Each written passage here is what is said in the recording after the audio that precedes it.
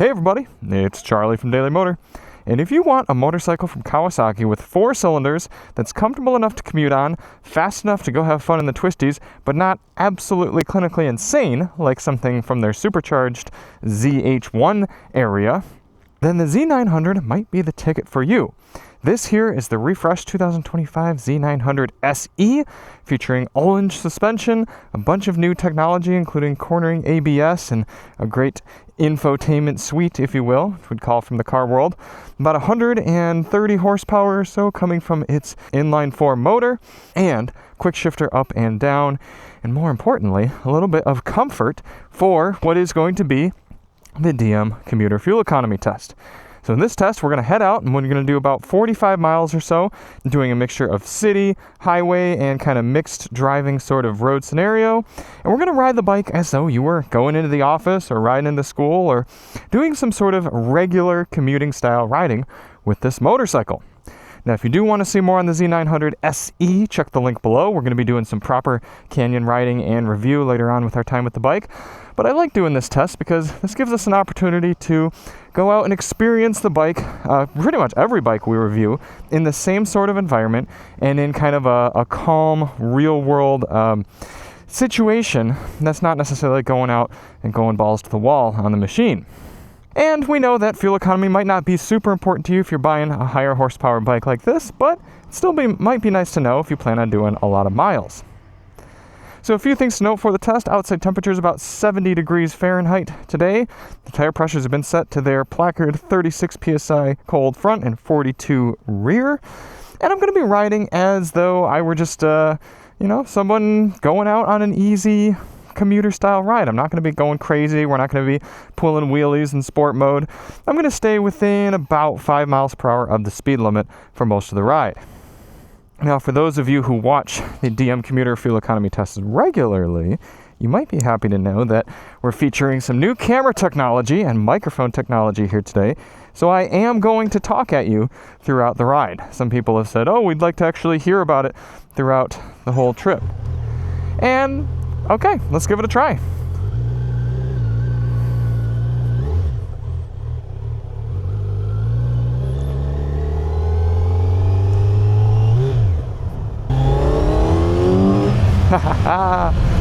About 75 pound-feet of torque out of this motor, and it doesn't rev out as high as a lot of the other inline-4s, so it actually makes that torque and that horsepower at a very usable part of the rev range. That's going to be the advantage of this bike as opposed to something like the ZX6R. It's just having more of that powerful power accessible for riding like this. Nice light slipper and assist clutch, so even though we're dealing with a good amount of power, you don't have to strain your hand too hard. A lot of clutching in and out, and of course once we get rolling, we'll have that quick shifter that can do most of the shifting for us, no clutching needed. You do have to put at least 90 octane in here, so we'll be using good old California 91 Premium. All fueled up.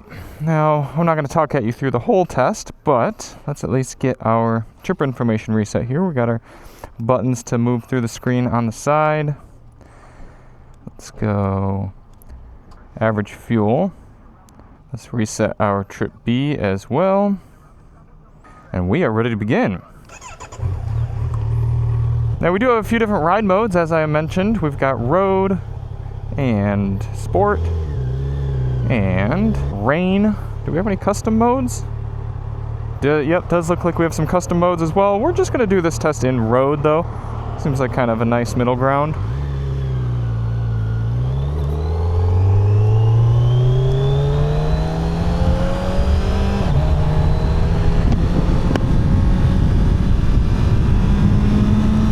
Oh, it's going to be so hard not to just wring this thing out, though. I think we will a few times. I mean, that's how you'd ride it in the real world, right? Okay, yeah, nice lane change.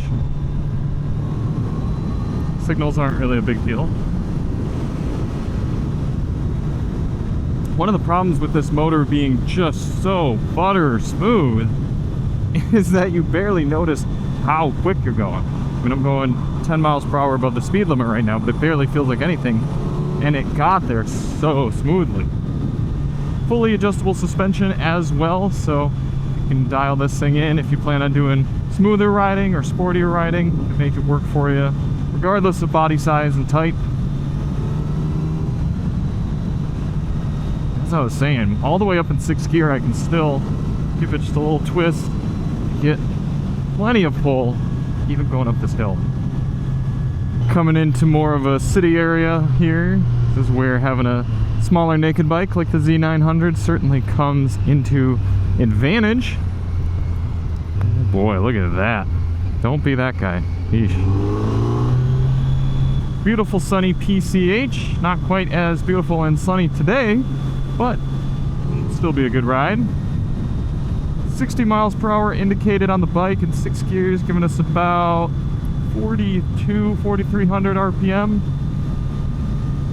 Very little wind noise if you've got a decent helmet, because it's all clean, unbroken air. You do still hear the exhaust a little bit. I kind of wish they had a better sounding exhaust on this bike. I mean, it does sound good, upper revs, but the intake sounds quite good when you get on.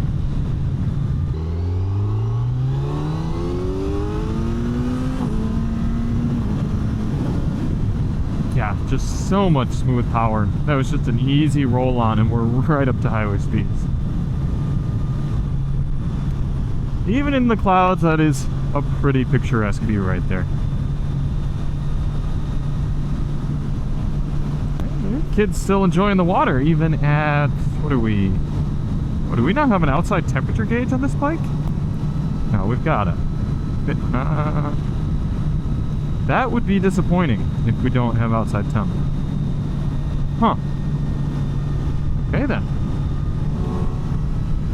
This is always one of my favorite parts of the route. One of the steepest hills you will see. Torque test.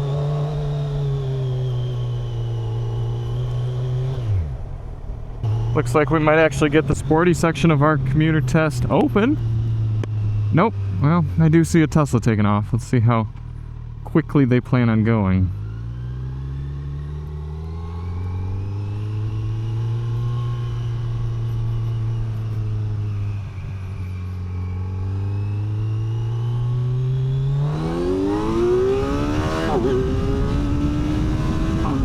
Of course, we've got lean sensitive ABS, traction control, wheelie control.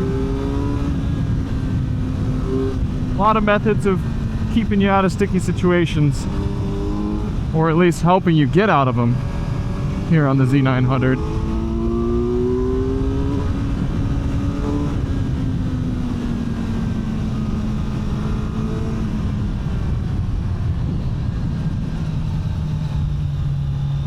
Actually got the slightest bit of moisture coming down, so be careful around these corners.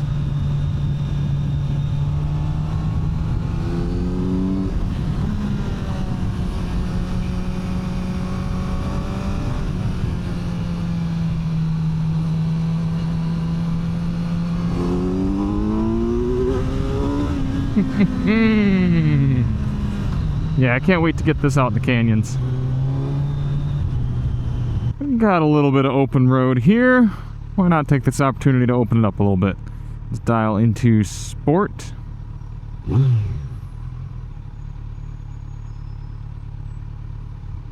Don't do it, truck.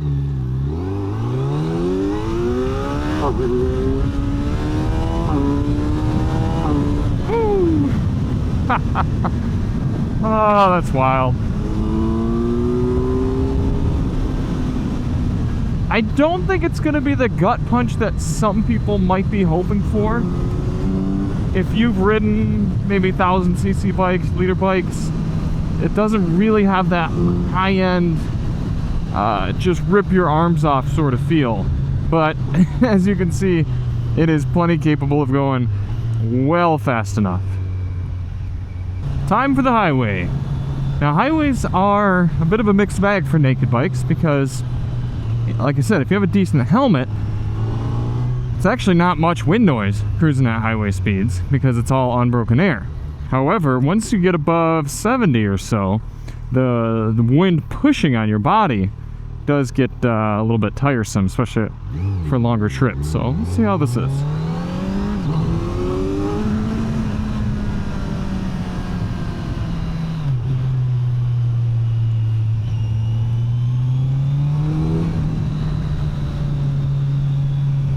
Beautiful little on-ramp here.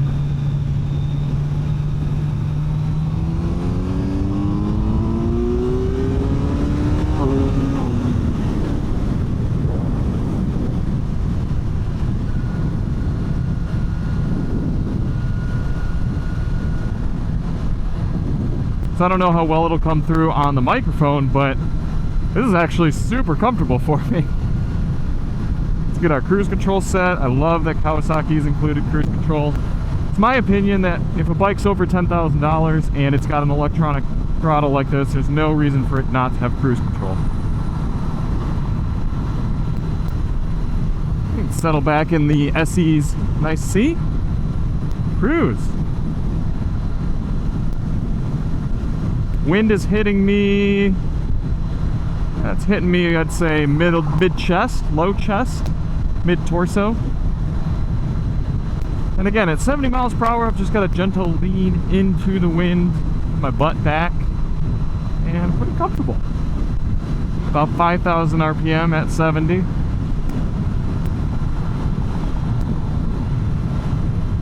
And our fuel economy is actually going up. That's not something that usually happens with motorcycles cruising that highway, because they're relatively inefficient from an aerodynamic perspective, but we seem to be creeping up closer to 40.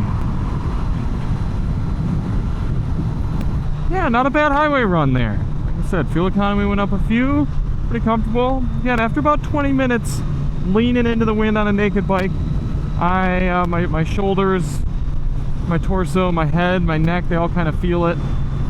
But if your commute is less than half an hour on the highway, I think you'd be okay. You could always just toss a little bit bigger windscreen on here too. It wouldn't look as good, but it's an option. Oh, what do we have here? A little McLaren? I think it might be. Yeah, very cool. 750S. I had one of those for a few days. It is kind of funny to think that we're just about as quick as that $300,000 car on our $15,000 sport bike. And that is a successful run in the books.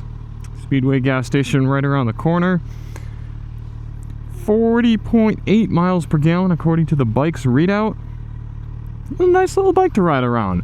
There is something about the seat that kind of pushes me forward, and while it's really comfortable to sit on, I slide forward on it a little bit and my pants get all bundled up, if you will. I don't know what the deal is with that. But we are going to get this gassed up, get back to the house, and we'll crunch our final numbers.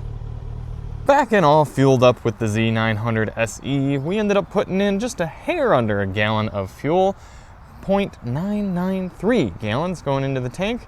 Taking our 42.9 miles traveled divided by 0.993, it's given us 43 miles per gallon here with Kawasaki's Z900 naked street fighter bike.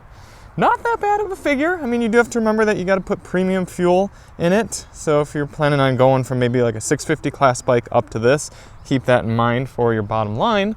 But not the worst considering the power and the layout of the bike. Now, the motorcycle could be a little bit lighter for kind of commuting weights, about 460 pounds. So if you, again, are coming from a little bit of a lighter weight bike, maybe as a commuter you might want to stick to something a little bit more like the 650 class. It's just going to be a little bit more comfortable and easy to roll it around and ride it through tighter, twistier areas. But if you like having that Inline-4 and like being able to open it up on the weekends, here you go. Fortunately, Kawasaki gave us a healthy gas tank on this bike. We've got 4.5 gallons of capacity. Let's take that 4.5 gallons times that 43.2 mile per gallon figure, and you're getting 190 miles of effective commuter range here on one tank for the Z900, which is pretty cool because that means you're not going to have to be chasing fuel stations every time you go out and ride. And if you want to ride it daily, then you can probably make it through the whole week, if not a few weeks, on one tank. And then fill back up and go out and do some more aggressive riding. So, I probably wouldn't pick the Z900 as my main commuter. It's just a little bit overkill for that. And yeah, it's something, again, about this seat. It's very, very comfortable, but I find myself sliding down and ending up about right here, which is great for sporty riding. But when you're on the bike for more than an hour or so, everything gets crunched right around here. And I keep having to push myself back. Overall, it's a nice seat. I just wish, or maybe shaped a little bit differently. But the suspension's great, the tech is great. I would just go for something with a windshield, which you can't get kind of a more ninja style bike with this motor. So I guess it's Z900 or bust, or maybe you can get the RS, the Cafe Racer version. Maybe it give you a little bit more of a windshield. So thanks for watching. If you do want to see more of a comprehensive review and some Canyon sporty riding, check the link below for our full review when it goes up. And we'll see you on the next one. I'm Charlie from Daily Motor, and as always, ride on.